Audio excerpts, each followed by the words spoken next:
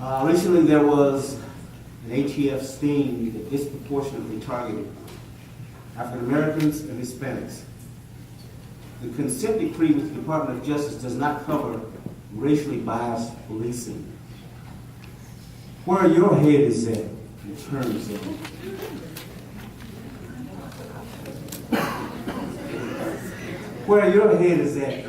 of this biased policing? Where are you at? That's going to influence the new police chief and the rest of us. What will you do to prevent racial profiling by the Operating Police Department? First one will be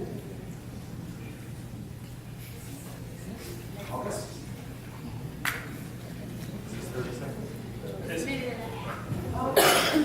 So this is good because when you try and fix bias policing, it also means you have to fix systemic issues elsewhere, and this goes back to behavioral health, addiction, all of these services. The program I'm introducing is a small clinic care model because actually centralized care units put a flag in the ground, and they actually have huge ripple effects in communities. They're often inaccessible, they're great for emergencies, but they're not good for ongoing continuing care. So a small clinic-based care model actually helps reduce some of those systemic issues that make racial profiling and racially biased policing more active in our society. First of all, are any of us really surprised about the ATF sting? No. Are any of us really, it should be surprising to us that the DOJ mandate didn't specifically talk about racial profiling. It's talking specifically about behavioral health. Again, a centralized care model going for ongoing care instead of crisis intervention is important. And it talked about excessive use of force.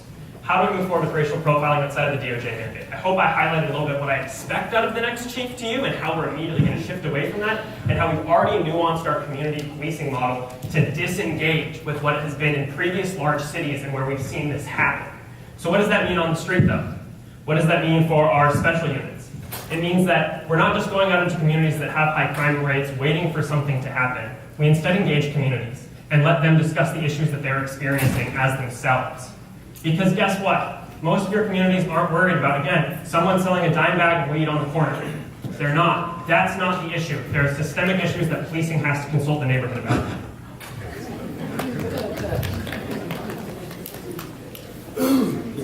Ms. Wheeler? Thank you. I was talking about this before, and I actually get to pick it up. Your mayor needs to lead from the front. She needs to set a tone that there will not be any more racial profiling, and that we curb through training. But I also agree completely with Mr. Pedrati about the outreach units around the community that do triage on the spot, get people the kind of care that they need to have, and take that burden off of police officers who often feel that they must then work these folks that they are supposed to be serving and protecting into some sort of a profiling mode. Can't happen anymore. But on the other hand, we do need a mental behavioral health campus. One already exists in Gibson, the old Loveless Hospital. It's completely furnished. We have the money to purchase it. There are so many things that we can do to aid our community to not have to feel that they must give in to those impulses of racial profiling. And that's how we're going to service them from every angle, but I believe the mayor leads from the front. Mr. Sloan? You know, I think one of the skills that I have is to bring people together.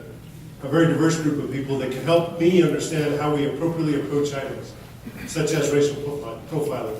I can say all day long it's up here that it's inappropriate, we're going to stop it, it's wrong. But until I have somebody standing beside me who's actually been through that, I can't lead on the issue.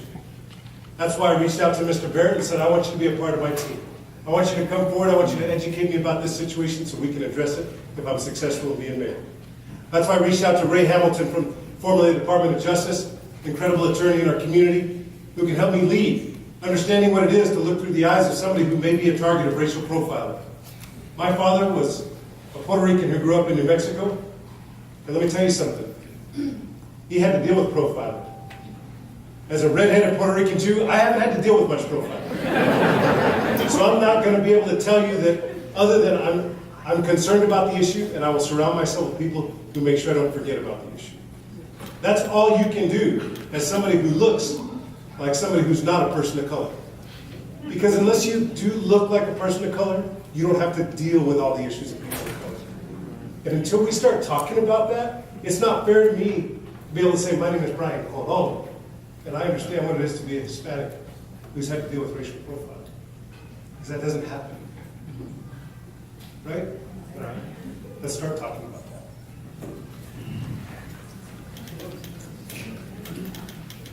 Sure.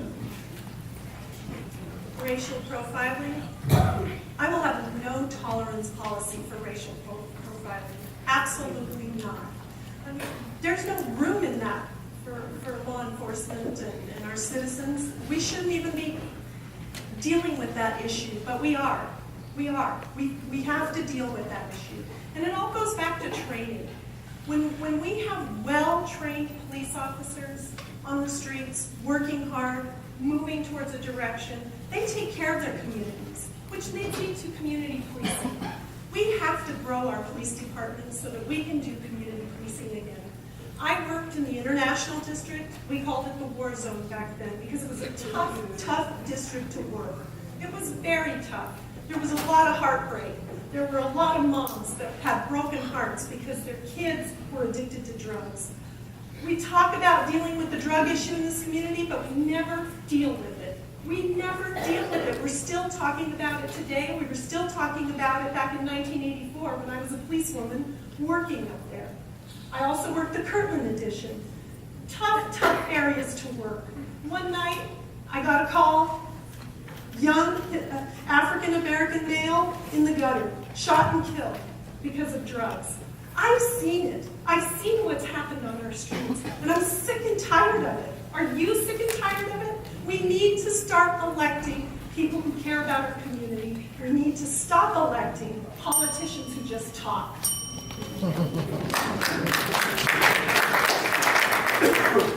A little more talking to do. Mr. Lewis? I'll tell you what I'll do first of all is make sure that ATF sting is thoroughly investigated. I support Pat Davis's resolution that's before the council right now to have Congress investigate that and root it out of any alleged profiling, and we make sure that never happens again, and certainly not in our city. When I think about where my head's at on that right now, and I think about the DOJ, in 2010 and 2011, the Albuquerque Police Department had completely lost the trust of the people in the city of Albuquerque. And the people in the city were saying we needed an open and full investigation into our police department. And the people were saying it. I was the first elected official on the city council to stand up and say, we do need that investigation. And for me, it was about opening up the closed doors and shining a light on that department and rooting it out. Now, we're 2.5 years into a 4-year investigation with the DOJ, and we do need an administration that's going to work to end that agreement and end it quickly and get the DOJ out of here. But I fully supported it because we cannot lose trust with the people of this community and expect to keep it safe, and that's what happened. And the fact is, there were serious systemic problems. I was one of the first to say that we had systemic problems within the department that we had to investigate. We had to root out, and there was an investigation, and there was found civil rights violations by APD, and so we had to be able to follow through. And we need the leadership in the administration that is really serious about reforming the city. About leadership, huh? Keller, you got time?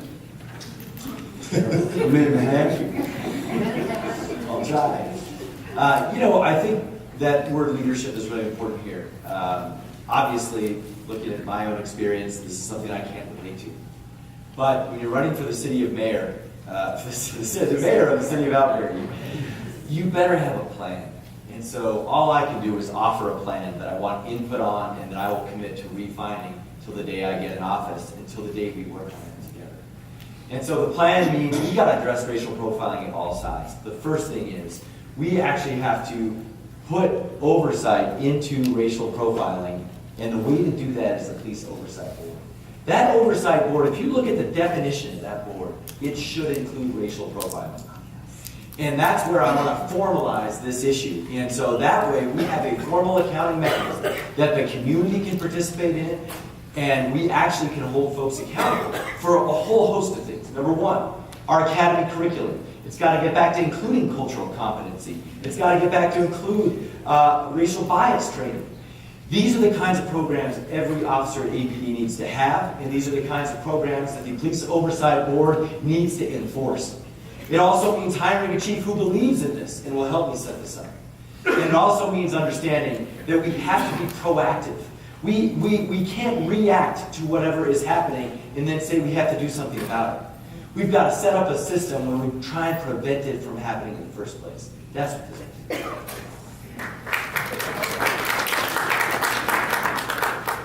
Mr. Johnson.